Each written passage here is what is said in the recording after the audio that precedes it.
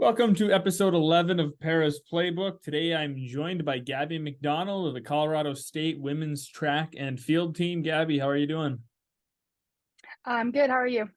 I'm good. Thanks for joining me. There's a lot to talk about. You've had a long career and a lot of accolades throughout high school and college. But I guess the first thing I want to ask you about is when we were scheduling, you said you were just coming back from USA's. So what was that, like a track camp, or what was that exactly? So I just returned from the USTF track championships. Okay. So that was to qualify for the World Championships in Budapest or for the Pan American Championships in Chile. And I didn't do so well. I had a back injury about a week after NCAA finals. And so I couldn't walk. I re-herniated a disc in my back. Couldn't walk for about a Oh. week. I only started throwing again about a week before we left for the USTF stuff. So I definitely struggled to get back into it. Didn't have the meet I wanted, but excited to have gotten the experience. And next year, the same meet equivalent, I suppose you could say, is the U.S. trials for the Olympics. So hopefully next year I'll come back healthy and back with a vengeance to do a little bit better. So Right. Right. I mean, yeah, you didn't do as well as you wanted, but the experience is good to have no matter what. Um, and if you were just coming back from a back injury, that's pretty tough to come in there, and like you said, you said you couldn't walk really good for right after it, or yeah, so I re-herniated the disc in my back, which made all the muscles sort of spasm, and I couldn't sit up, I couldn't walk for about a week.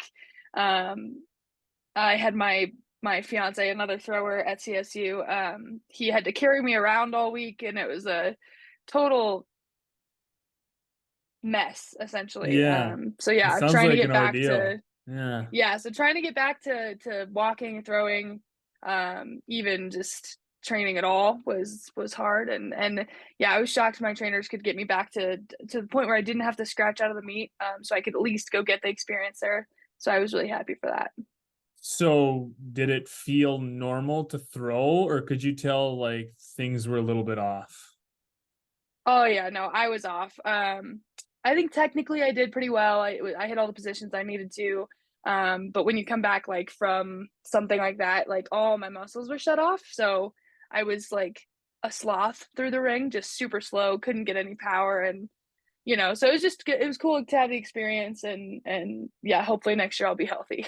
Right. Yeah, exactly.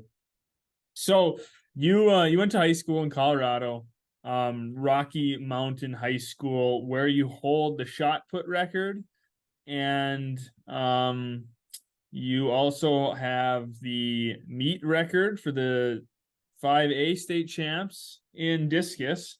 And between shot and disc, you're a five-time All-State. You were also the Northern Colorado Female Athlete of the Year in 2017 and runner-up in 2016. So throughout high school, I guess initially, as a coming in as a first year freshman, did you have high expectations that you wanted to, make track a priority, or did that happen throughout high school once you realized, oh, hey, I'm pretty good at this? Um, yeah, I actually wanted to play college basketball when I was like going into high school. Okay. And then I realized I was a post at the time and I'm only about 5'8", so I was a little bit too short for that. And I didn't want to drop my other like I was a multi-sport athlete. I played basketball, soccer, and track throughout high school. And I didn't want to have to drop the other sports to focus on being a guard because that requires a lot more handling and stuff. So yeah, so I kind of dropped that dream, started going towards soccer. And so soccer recruits a lot earlier than track. I started looking into soccer colleges when I was about a freshman in high school, was focused on that. I really only did track because it was fun and my older brother did it and we got to throw together. He was a senior when I was a freshman, so I got to do that with him in high school. And then I started to get pretty good at it. Um, and then from there, it ended up well. I'm now in track. Right, and you're doing well, and you're having a lot of success. So you mentioned how soccer recruits a lot earlier, and you initially at Colorado State you did both.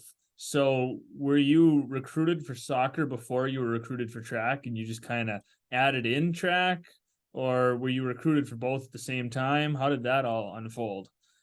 Yeah, I actually was looking at much bigger schools for soccer. I wanted to go somewhere big. I had some offers and stuff that were good, especially along the East Coast. I wanted to go there. But then I was playing soccer on the high school soccer team with the head CSU track coach's daughter. So Coach Bedard's daughter played with me in high school. I was a goalie, she was a center back. We talked, our parents talked. So when we were at track meets, when we were at soccer games, I would usually like go to track meets and they were the same day as soccer games. So I would have to go throw 3 throws and then just leave. I would ask if I could just throw all of mine in a row before everybody else went so that I could leave right and go to the soccer game. And that's how I did most of my track meets in high school. And so I did that. And so whenever my parents would go to the soccer games, they'd ask, Coach Bedard, and they talked about track and how I was doing. So then when I finally got an offer from CSU and for soccer, and I wasn't totally inclined to take it. They had just hired a new goalie coach, and I hadn't met him yet. I wasn't sure about it.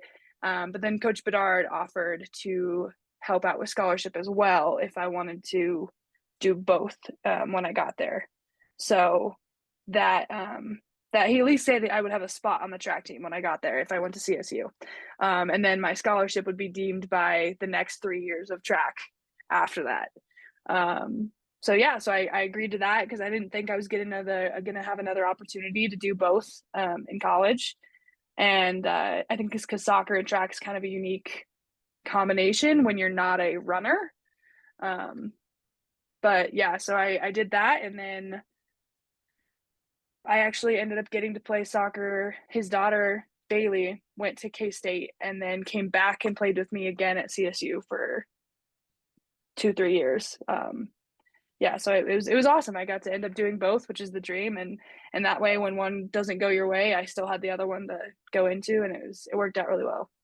Yeah, yeah, it's funny you mentioned that because it's totally true. Like most of the time you see soccer players who do both and they're sprinters, like that they're dual sport athletes and they're sprinters, not throwers. So, you know, awesome that you're unique. You've got the other thing going. You decided, I want to do both, but I'm a thrower, not a sprinter. So you were injured in 2019. You had surgery on your knee. Was that a result of one of your sports, soccer or track, or was it just something different? No, it wasn't an injury from a sport or anything else. It was just I was born with a knee that was not quite made correctly. And it got worse and worse as I did, kind of burning the candle at both ends with doing 2 sports in college. Yeah. Practicing constantly, trying to lift like a thrower and run like a soccer player and that kind of thing. So it got a lot worse going into the 2019 season. I barely made it through. I had a ton of injections and different stuff into my knee to get me through the 2019 season for soccer. And so then at the end of that, we had to have basically a knee reconstruction. I did a patellar tendon, or no, it was a tubical osteotomy. So they cut my shin bone, and they cut it in half, moved it over, and then screwed it back down, along with adding cadaver cartilage and cadaver tendons they braided it into my tendons to shift kind of where everything was in my knee. Because my kneecap was like permanently dislocated. It was just not in the joint when I was doing stuff. So it was just a ton of pain constantly. And so nothing was torn, anything like that. I was able to compete and everything, but it was just how much pain I could tolerate. And it eventually got to the point where I could not tolerate it anymore. So they had to reconstruct the knee. It was brutal. It was a 6 weeks of no weight on that leg. I couldn't even like flex the muscle really. So I dropped about 35 pounds in about a 2-month period, like tons of atrophy, but just stick skinny legs.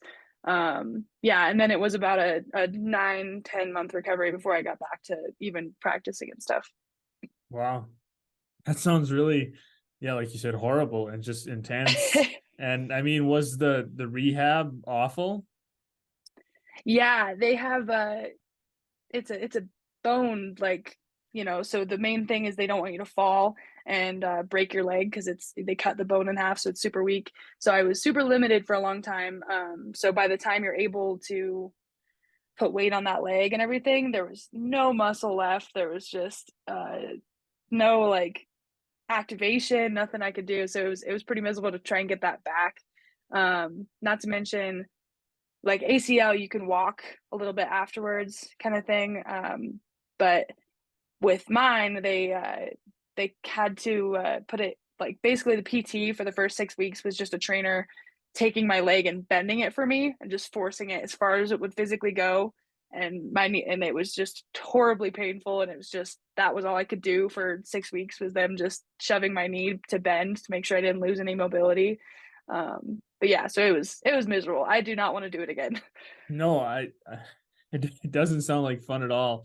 Did you have to like learn how to walk again, kind of at one, after losing all that muscle and not putting any weight on it? I mean, is it kind of just like you, obviously you know how to walk, but you haven't done it in such a long time where you kind of have to like learn how to do it again in a way? The first steps for walking even was just having like electrical stem on the muscles and having the electricity essentially like flex the muscle for me as I attempted to flex the leg because I couldn't Yeah. even like the connection to my muscles were just cut off. Um, yeah, so having to relearn to flex the muscles first and actually get them to activate and then eventually moving into walking, it was a miserable PT. Yeah, and then I still like have barely any feeling from like the thigh down in my left leg. Like ankle to thigh is just numb in that all the nerves are messed up and cut off and everything. So it Like to this was, day? yeah, yeah. I still have barely any feeling in the knee or the shin or anything around there. So if someone just like walked up and kicked you in the shin, it wouldn't hurt that much, or Yeah, the bones hurt. Like I have deep nerves, so like that would hurt yeah, really bad. But like someone touching my leg or like yeah. poking me or anything like that, like I sometimes like I'm leaning on someone and I don't know, Oh and until wow. they're like, "Hey, get off of me," I'm like, "Oh, my bad. I didn't even realize I was doing that." Yeah, Yeah, sorry, I don't have feeling in that leg. Like, oh wow, that's yeah. crazy. Wow. But it doesn't affect your throwing or any of that now. It's always going to be a little bit weaker than my right leg. I still haven't Yeah. had it catch up with strength or size or anything like that. But yeah, I mean, I'm doing better than most people do after that surgery, so I'll take it. Right. You're doing the best you can be under the circumstances you had. Exactly. So you no longer are on the soccer team, correct? Right. What was the deciding factor of like, hey, I'm gonna stop playing soccer and just focus on track? Was that the reason? Like the success in track, you just realized you needed to put all your energy into it? Did the injury have something to do with it? Were there multiple Um, factors?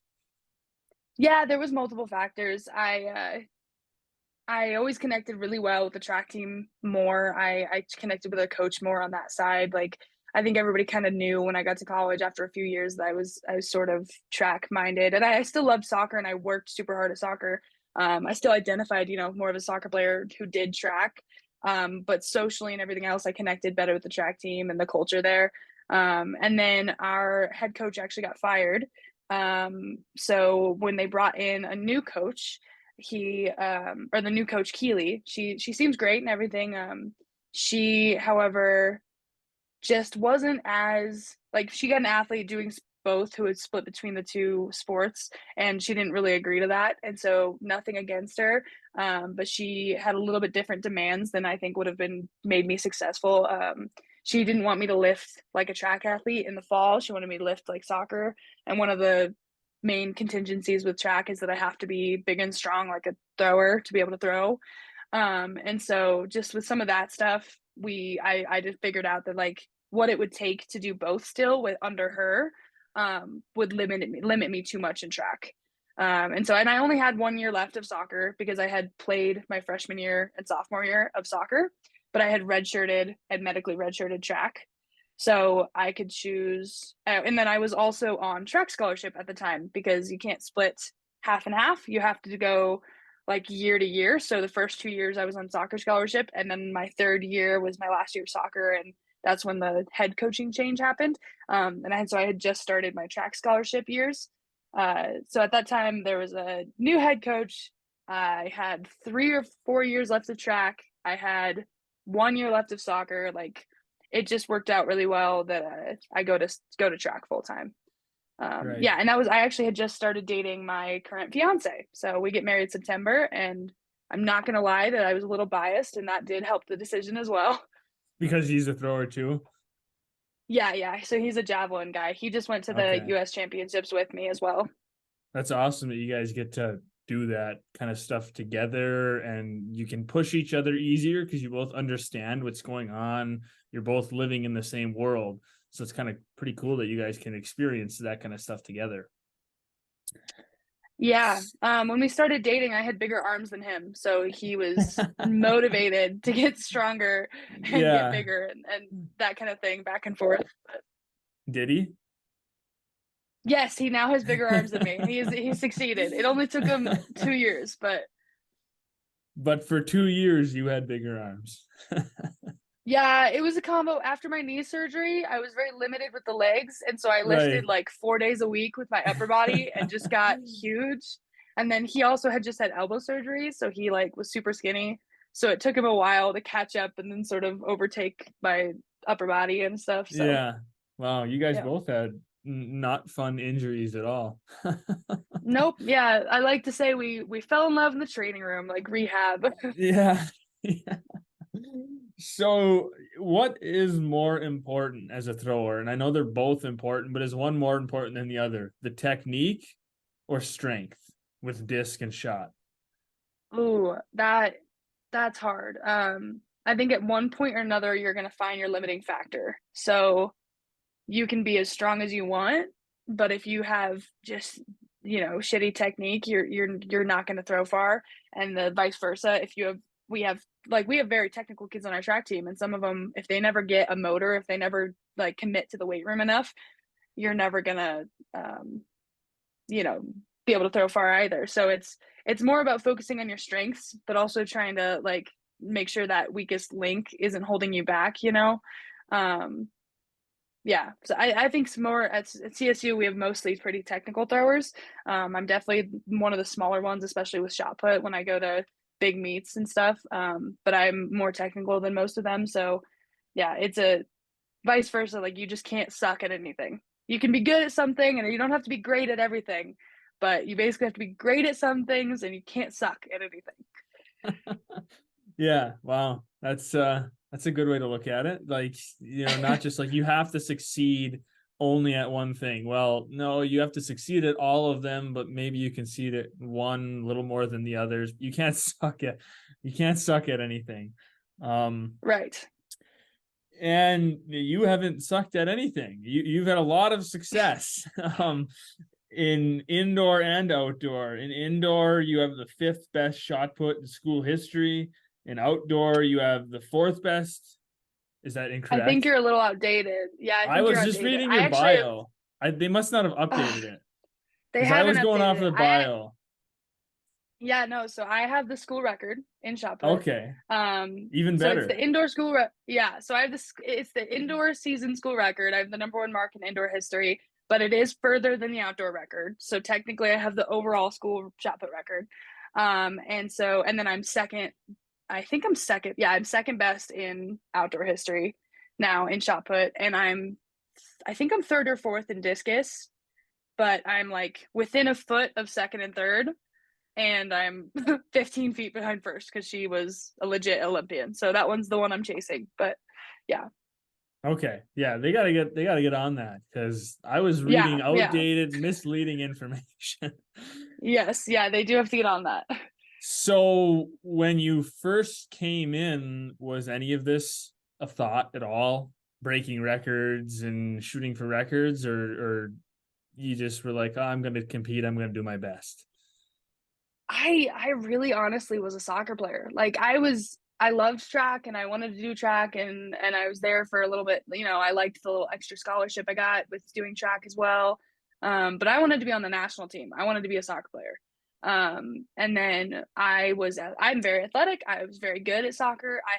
I think I have 11 or 12 of the soccer records as well from when I was a goalkeeper. But I just just I think I was athletic enough to get there, but the way the cards fell is it just didn't work out with coaching and with um the seasons that we had. Like, so I had a better opportunity in track and I took that, and I'm really happy that I did. Now, do you want to like break your own record again just to like get it farther and farther away so you can hold on to it for longer? Yes, absolutely. My teammate Maya Lesnar is like on my tail in shot put, so I'm like, okay, I gotta like every meet we go to, we're within like 20 centimeters of each other. So I'm definitely I have to push the indoor one, and then my best friend, my maid of honor, actually at my wedding, has the outdoor shot put record. And she told me if anyone's gonna break it, it has to be me. So I'm trying to push that along. And you've got some more eligibility to do it. Like you've got some time to work at both of these. Yep. So it's Yeah. exciting. I'm like so old. It's crazy. Yeah. Does it stress you out at all thinking about like these records, or are you pretty like chilled and relaxed about it? Yeah, no, I don't think like because worst case scenario, what does anything bad happen if you don't get a record? No, No. like it's fine. You know what I mean? It's just kind of it's a fun thing, and it's a shoot for the moon and you'll land among the stars, like that cheesy stuff. Like Yeah. if I can go in for the record and I fall short, but I fall short as an All American or anything along those lines, like I'm great with that. So Yeah. yeah. Yeah. I totally get that. Which do you like more? Shot put or disc? Oh, whatever is going better on that day. So indoor, like up until this year, it's been shot put because I was a little bit better at shot put. But now this year, I like as of the conference meet, I got better at discus. So we're going back and forth, and yeah, Depends on I the day. PR'd in discus, and yeah, exactly. Everybody came up to me was like, "I thought you were a shot putter." I was like, "I did too. Who knows? We're gonna see." Yeah. Who knows? I don't know what I am. Yeah. um, what is your training like throughout the year? I mean, do you spend more time lifting, more time throwing, 50-50 split between the both of them? What do you focus on most? Definitely lifting and strength wise, explosiveness, fitness, overall fitness. Um like I think people underestimate how in shape you do have to be as a thrower. Because if you can't move the mass that you have, like it's not worth anything. So Right. um yeah, so it's definitely lifting those. That's like the basis of everything is you have to be strong, you have to be able to be safe in the positions that you're in. Because it's also like, especially hammer, shot put, those kinds of things, they can be dangerous events if you're not strong and taking care of yourself. So yeah, strength and fitness first. We lift pretty much year round, and then throwing comes in ebbs and flows. We do a lot of med ball work, opposite side stuff, heavy disc, heavy shot, that kind of thing in the fall. And then when we get more towards season, you start taking more throws, more full throws, more practicing what you're going to do in the meets. Um, so yeah, but you do have to make sure you're throwing enough year round, like at least doing drills and that kind of thing, to where you're not losing your technique and your rhythm, because rhythm is super underestimated in throwing. Um, being So comfortable. do you throw year round, or like now that you got back from USA's, you're gonna take a little break, or are you just gonna keep going? Yeah. I'll take about a 2 week break from throwing. And then I'll go back into it starting with drills and med balls, and then you move towards like heavy disc, heavy shot, heavy hammer, that kind of thing. And then like I said, building up it slows you down and makes you stronger to do the heavy stuff. So it makes you have better technique, better rhythm, and makes you it's sport specific strength. So that's what we'll start moving towards. And then like slowly taking more reps and getting more towards comp throws. And I'm assuming you do your training with your fiance. Yes, yeah. Yeah, it's always a built-in training partner. It's fun. Yeah. No, yeah, you can push each other and you know each other's limits. You know how far you can push the other person. And, I'm sure sometimes it's got its benefits and other times I'm sure it doesn't, because it's your fiance. So they know, they know how to get under your skin too. So I'm sure it's like a double-edged sword once in a while, but most of the time I'm sure it's a positive that you can train together and you can push each other. And obviously, if you were both athletes, you could train together, but it helps that you're both throwers. Like, if he was played a different sport, you could still do some training together, but you guys speak the same language. You're both throwers, you know what you both need to do, and that's pretty cool. Yeah. Let's see here. You've competed in a lot of meets. Is there like one or meet that just sticks out in your memory? Like based on your performance or anything, just like one meet that above all the Yeah. others. Yes, for sure. I the past two conferences, indoor and outdoor, was really fun. Outdoor conference was really fun just because I did really well, throwing far is fun. But arguably actually my favorite meet ever was that indoor conference meet because I had the worst indoor season anybody has ever had ever. I think like I can like confidently claim that. So my PR at the time was a 1686 from last year. And then I had been barely throwing 15 meters. Like and that's what I threw as a freshman. So I was like, downgraded, like struggle busing. I was like slowly dropping closer and closer to 14 meters, which is like what our multis throw. So I was like just mentally not having it. But progress is not linear. So I struggled, was massily not doing well with indoor, had tons of like one-on-one practices with my coach, all that. And I don't think anybody really knew that on my team until conference. And then I came out at conference and decided I kind of cracked how I needed to compete because I've had some issues with nerves in the past at meets. Last year's regionals, I scratched 5 of my 6 throws. So it was, as my coach calls it was a disaster. So going from that to going to a terrible indoor season and like I was sitting there, like, I remember thinking, oh God, why did I quit soccer? Like, this is clearly not for me. This is an awful, awful situation. So, so then right before conference, I basically said, F it. Like, if I'm going out, like, I'm going out hard. I'm going to foul every throw. If I'm going to be like, I'd rather do that than not throw far. So I decided that week that every throw he's going to have was going to be like, risking a foul, like throwing super hard and going fast and being almost out of control and saying F it and just go for it. And then finally not only did I hadn't thrown over 16 all season. I hit 16 on my second throw. So excited. It was amazing. All my teammates freaked out for me, hugged me. Even the other, my other people in the conference from other teams like know me, knew how bad I had been doing. It was like, hell yes, like super excited for me. And then I just kept going up every throw. I got more excited and was like, yeah, like fuck it, I have more in me. I can do this. I can throw farther. And so I kept doing that. And so I went from throwing, barely 15s all season to hitting 16 and then 17. And I had 3 throws over 17 meters. I threw the school record, the conference record that day. I had the conference record for about 5 minutes, and then Rosa Santana, who's a total stud, got third at NCAA's. She outthrew me and won and beat the conference record. But I had it for like 5 minutes, and it was the best meet of my life. My coach was like, I've never seen such a turnaround in anybody ever in my life or in his coaching career. The amount of support I had from teammates and from co-competitors and like it was so much fun. Like it was the day that my mindset switched and like I figured out how to compete and I gained some more confidence in track, and I think that like led up to my outdoor season that went really well. And yeah, so it was by far my favorite like competition, not even just track meet, but like soccer included, anything included. That was my favorite one. Wow. that's high praise for like an event to like put it at the top of everything, not just track. Like it's the best athletic experience.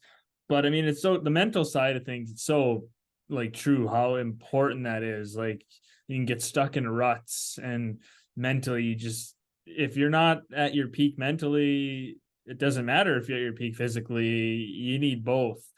So just having Right. that event or that meet where you were riding a high, like it said, it led into your outdoor season. Like I'm sure that changed your whole outlook on everything. You started to believe in yourself again because you said you're having doubts. Why did I ever quit soccer?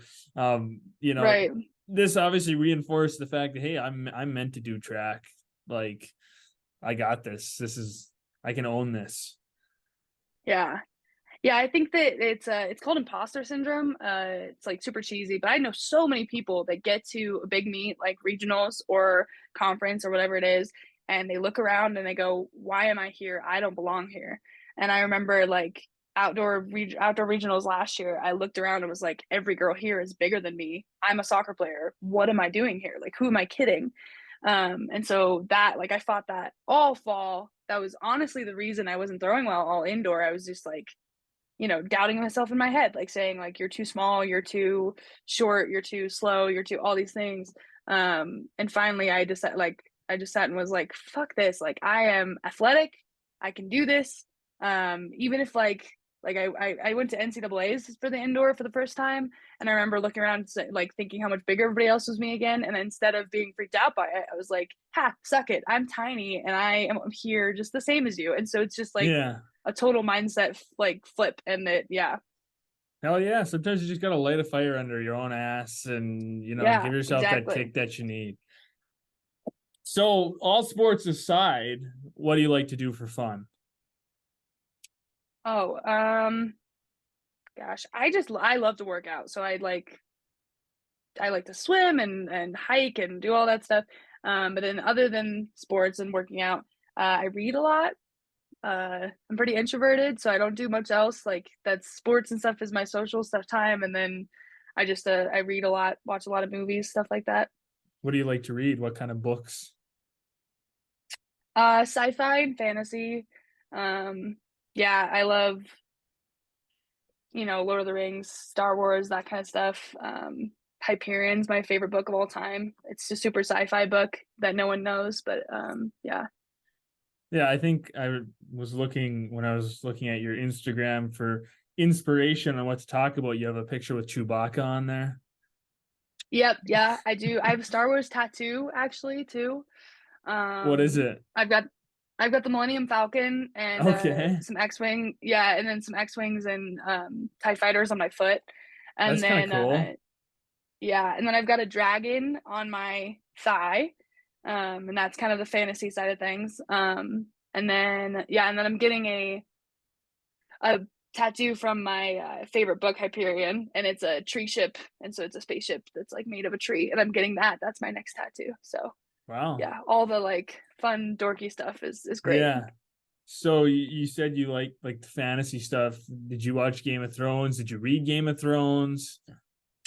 I did, yeah. Still pissed that the last book is not out. We keep getting teased by George Martin with that. And then yeah, I watched Game of Thrones. One of the biggest letdowns of my life was watching the end of Game of Thrones, but that's okay. I didn't think it was as bad as everyone I didn't hate it. Like I watched it last Oh, summer, binged it with my buddy who'd already seen it, and he's like the ending sucks. I felt like it was really rushed. Like they tried to cram way too much into a small period of time and just kind of rush through some things.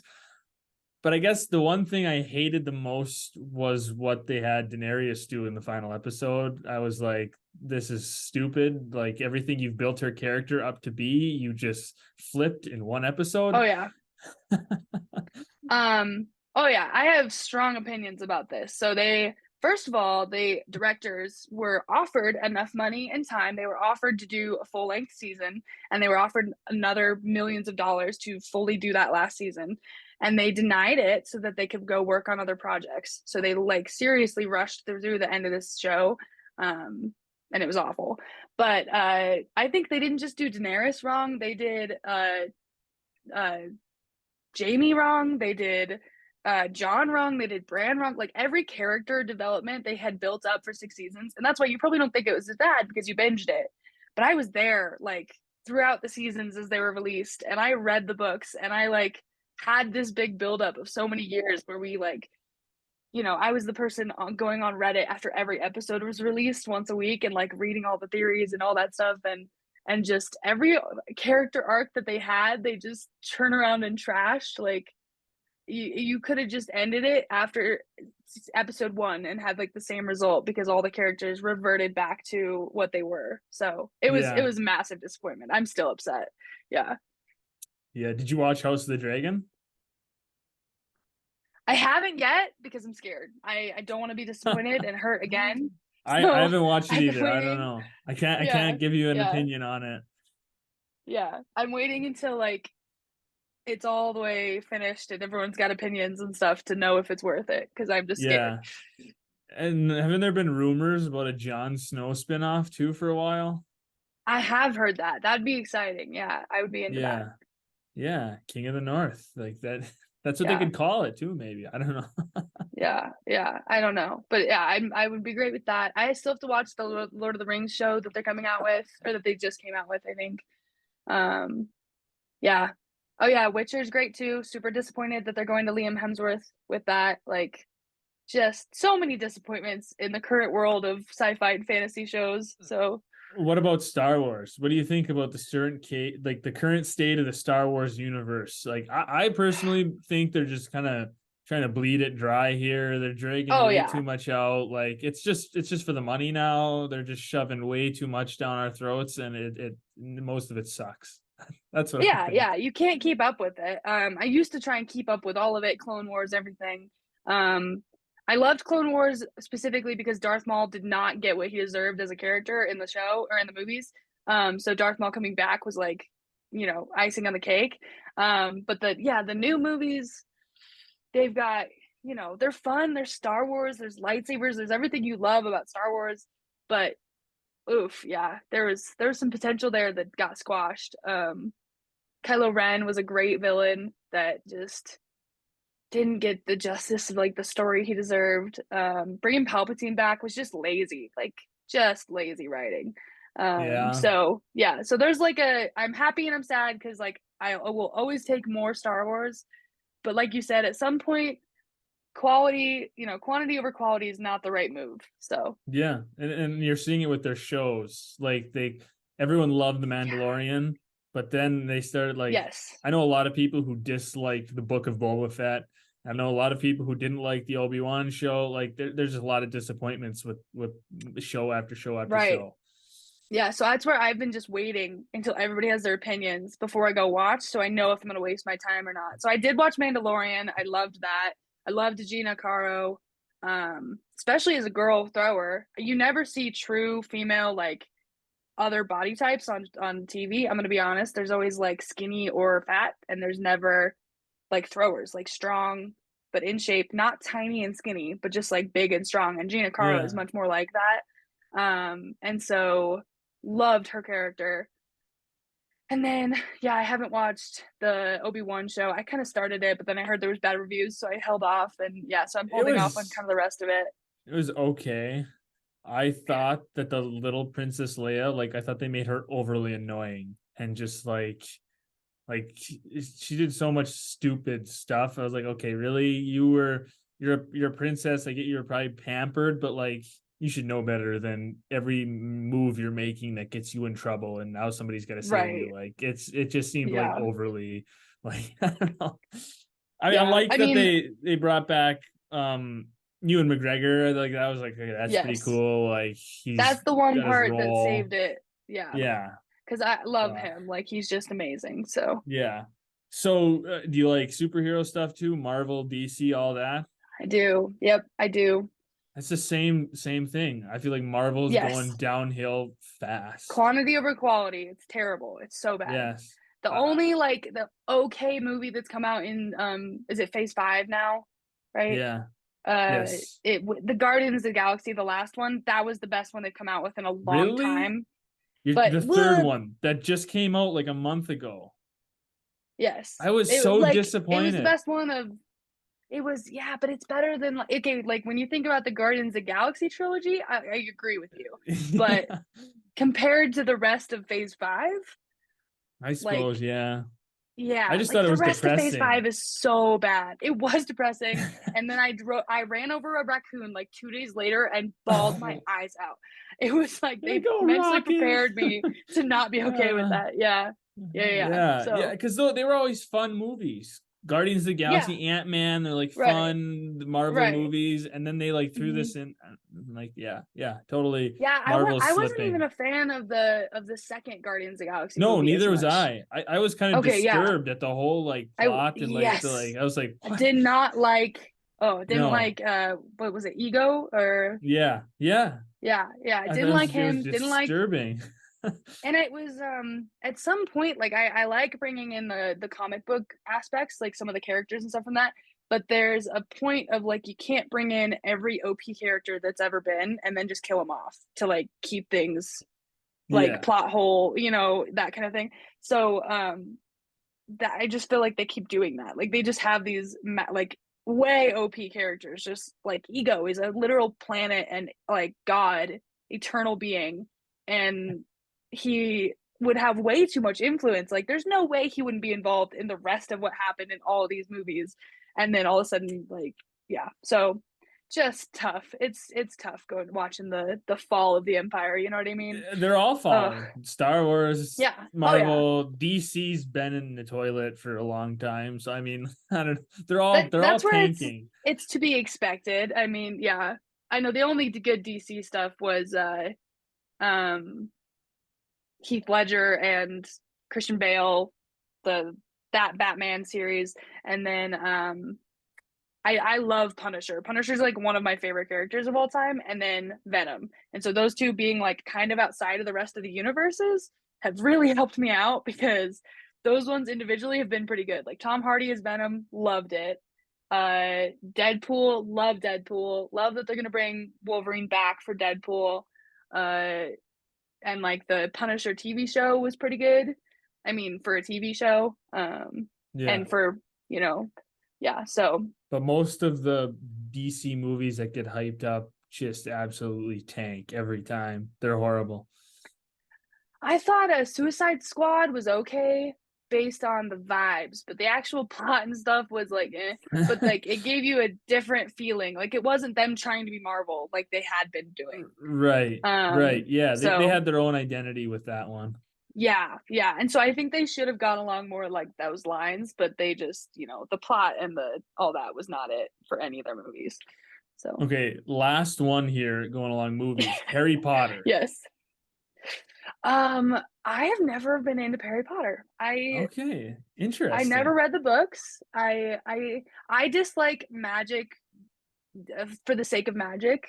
Like so the fantasy stuff that I like is dragons Yeah. and like Game of Thrones esque, Lord of the Rings esque. It's less of like wands and just like making hot chocolate appear and stuff. And then I really Wow. like yeah, I really like the ones that make magic a science, like alchemy and things like that, where it's more describable and like that's where I'm more of a sci-fi person. So yeah, like the whatever wands and magic and stuff, I'm kind of on. Yeah. Okay. Yeah, interesting. I totally was expecting another yes. Like I was like, all right, we No, got yes, yes, yes, yes. But it makes sense. I understand your yeah, reasoning.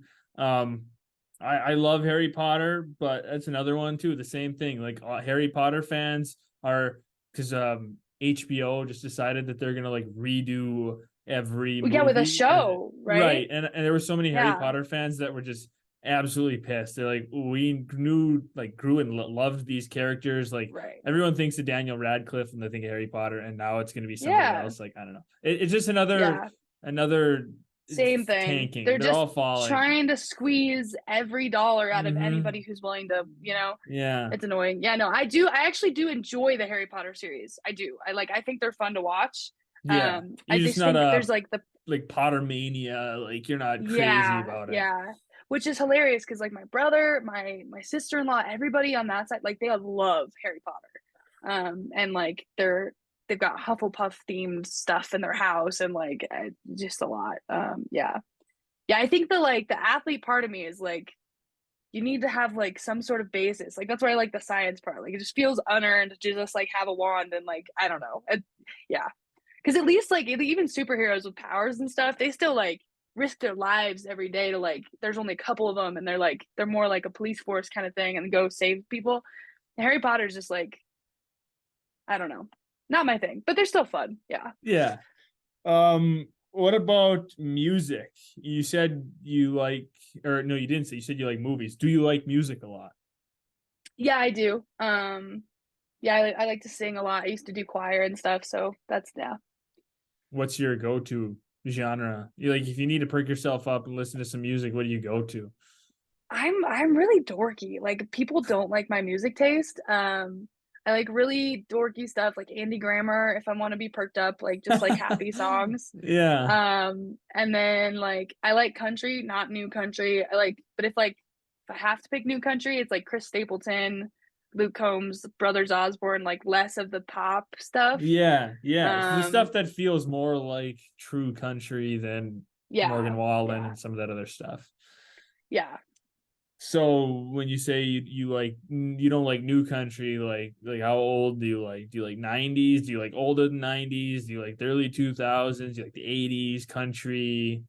Like early 2000s and beyond, I like all of their music. Like I'll take their pop, I'll take their, I like 90s R&B and hip hop and stuff, and Yeah. I love Will Smith. So dorky. I loved Will Smith in the Yeah, getting 90s with jiggy with his it rap. and Oh yeah. Nightmare Yeah, on yeah. My Street. That's like yes.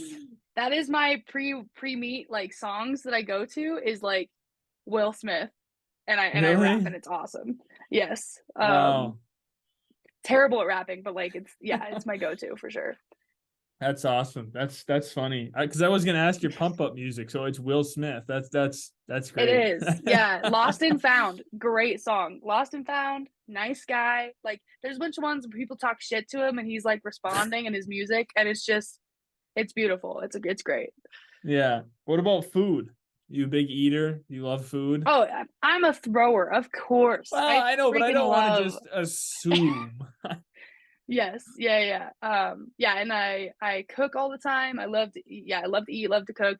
My fiance Jackson, he's like gained a ton of weight in a good way. Like he finally got to be big and strong and stuff from dating Yeah. me because I actually feed him and he would just like forget to eat before this, but I cook all the time and yeah. So what's your best recipe? What's your masterpiece? Oh, okay. So everyone loves I have you ever been to Olive Garden? Yeah. So have you ever had their zuppa toscana soup? Uh Maybe. I don't know. So I make that. It's just an Italian soup, and I make it like 20 times better than Olive Garden because they do it with potatoes. It's like a spicy cream soup, and it's got potatoes and bacon and sausage and kale and stuff. And so instead of potatoes, I do like dumplings, and then I do a ton of bacon and sausage, and it's the best. And like I add extra veggies and stuff, and so it's like a full meal. Like because a lot of times soup is like people don't want it because it's not filling. It's a filling, just absolutely delicious meal, and everyone I give it to loves it. So It yeah, sounds that's good. my go-to. It's I'm getting amazing. I'm getting hungry just listening right now. It's so good. Yes. Yeah. All right, last question. What is your dream vacation? You go anywhere you want in the world. Where would you go for your dream vacation? This is hard. We actually are trying to plan our honeymoon after we get married, so this is a good question. I don't know. I'm a homebody, so I like to stay at home mostly. I think the only thing I would leave to go do is like either a nice beach or castles. I love castles.